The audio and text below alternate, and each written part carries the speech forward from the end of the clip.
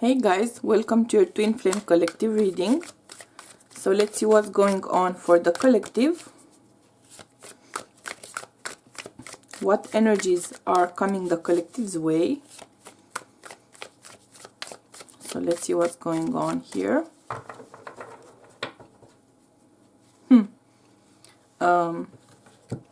Spirit is giving me, I think it's a line from a movie that goes free at last, free at last. Okay. Let's see how that works. Okay. And on the bottom of the deck we have the High Priestess.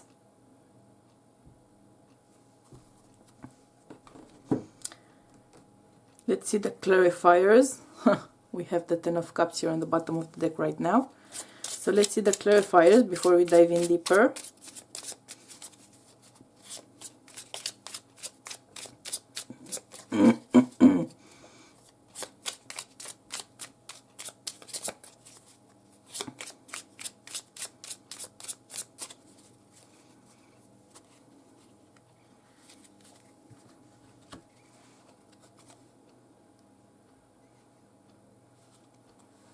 Of course, we have the Four of Pentacles again, so you have mirroring going on a little bit.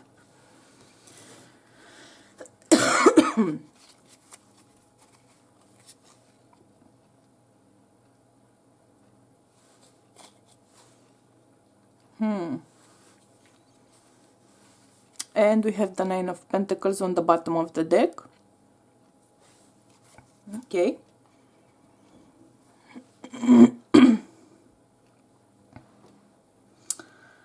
Okay.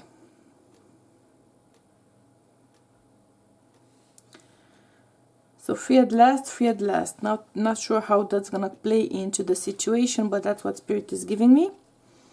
Now, okay, I think I'm getting why that energy came through. So first and foremost, I'm getting a strong energy of Spirit is giving me the word resilience for one thing, and it feels to me a lot like awakening. This is a strong energy of awakening. Now I think that one of the twins, maybe both, but more so one in the dynamic, has been dealing with, I feel, a false flame situation. And there's been a lot of inner turmoil about it. There's been a lot of tossing and turning kind of at night, because someone has been very, kind of very sure, almost sure, I would say, or at the very least wondering, contemplating the idea that they were dealing with their twin flame, when in fact it was a false flame. And whew, feels like a lot of weight being taken off someone's shoulders. But as that clarity sets in, as things start to become clear that there's no actual long-term success to be achieved in that connection, that there is no point in reconciling,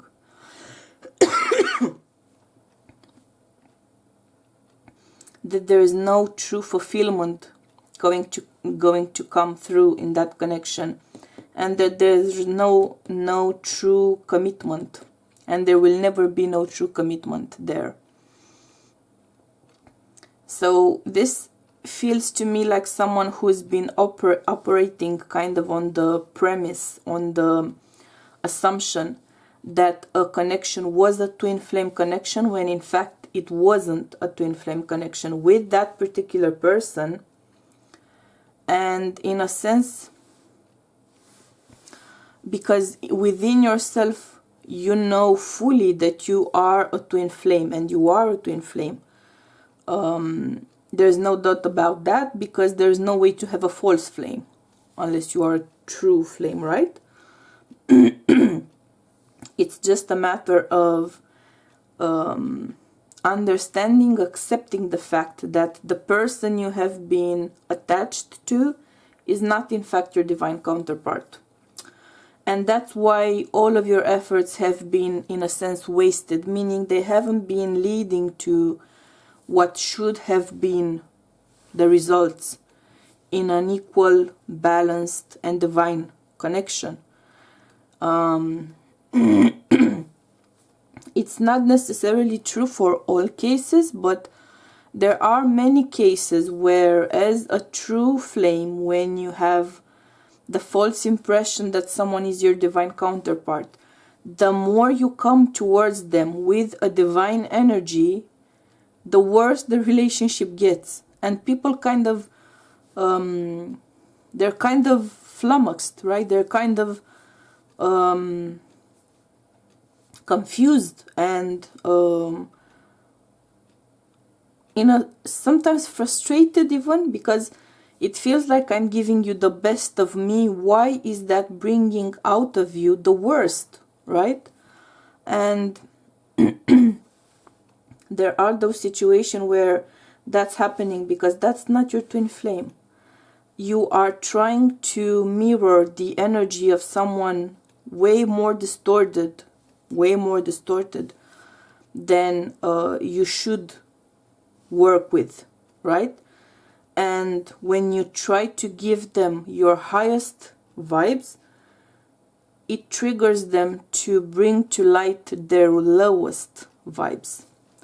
And that's the case in a toxic relationship. That's the case, of course, in an abusive relationship of any kind, because that's a distorted energy. And of course, you should know by now that no twin flame relationship is abusive, and there's no form of malice or intentional wrongdoing between true, authentic twin flames. There can be some toxicity coming to light as a result of twin flame connections, but not by the nature of the relationship in itself, but by what's coming up from within you as people, right?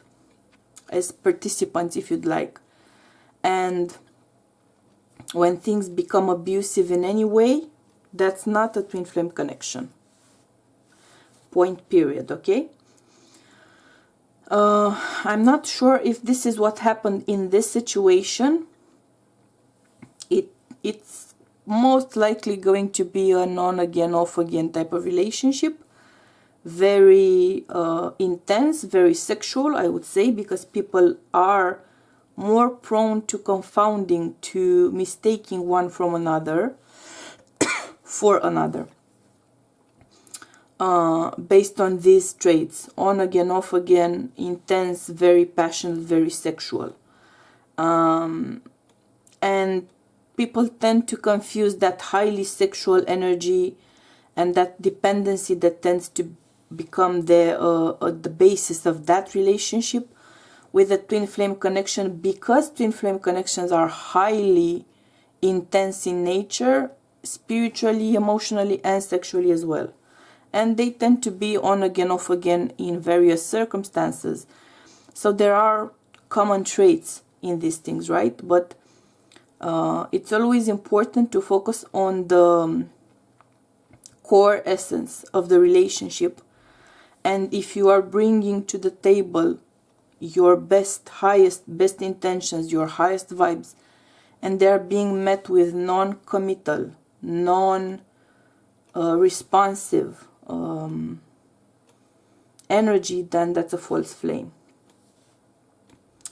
And in this situation, in this collective I'm tapping into right now, you are dealing with a false flame situation. You have been dealing with that. Let's hear advice from Spirit here.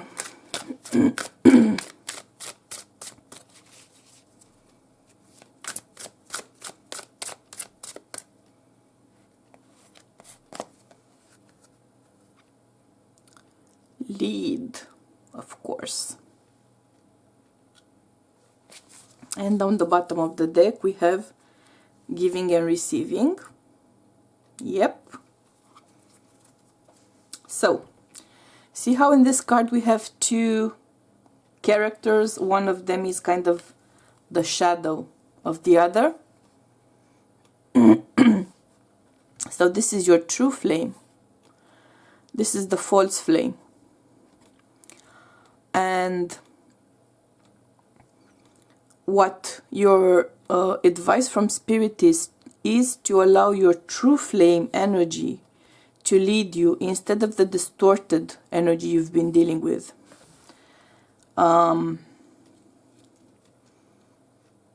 Because we tend to mimic or take on, kind of get conditioned in a way to behave in certain ways in certain relationships, we tend to take on the traits of the people we are closest to, most likely our partners. So even if you start out a relationship, for instance, being sweet and generous and giving, if the person you are in a relationship is very selfish and very cold, then you are slowly going to mimic that energy, because it's a lower vibe, and from a higher vibe you can go to a lower place. Vice versa, it doesn't work. So the selfish and cold person will not mimic your sweet and warm energy, because that's a higher vibe and they cannot mimic something that they do not contain, you know? So that's why we have that saying, the bad apple, right? One bad apple is enough to, if you'd like, spoil the whole bunch. Vice versa, if you put a healthy apple among many rotten ones, that's not going to improve the rotten ones. That's simply going to ruin the healthy one you put in there, right? So Spirit is giving me that apple analogy very strongly now.